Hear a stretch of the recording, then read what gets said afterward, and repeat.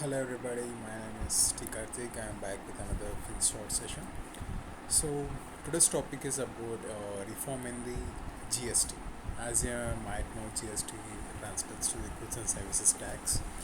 So the GST was introduced first in 8 years ago. Basically, it was introduced to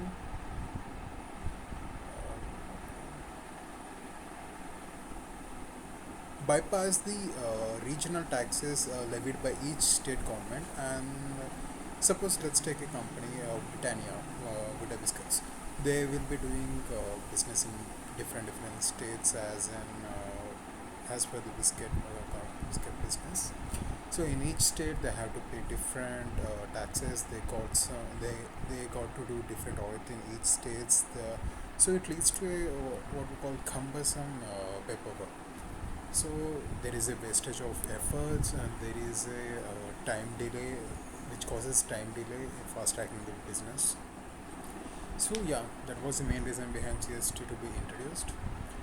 Which was the main reason behind establishing GST was to get together the all states, um, remove their independent tax reforms, and lead to a one and only tax reform across India, which will directly go to the center, and then center will divide the tax according to the different parameters like the performance, their efforts, the population, and other, and then the tax will be divided between the center and each state. That was the whole point of the GST one. But it had achieved some of its goals, not exactly the all goals, but you would say like some of the goals. It lead to the less paperwork and better functioning of the business, but not entirely. It is still a mess right now in the business sector to apply for the taxes and tax relief and also. So yeah, and there is a call for the GST 2.0 reforms where we can see a better better reforms in the GST 2.0, where companies need to spend their less efforts on compliance with the taxes and all this stuff. So yeah, it is not easy because nobody wants to lose the authority on the taxes. As a suppose let's take two states, Maharashtra and not very industrial district like Bihar. Maharashtra, on one hand, has very good infrastructure, which gives it an edge over the other states in form of performing the business.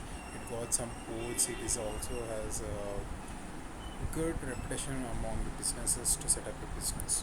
So they got a very ease to do the business. And as expected, they produce a large chunk of our taxes in the economy.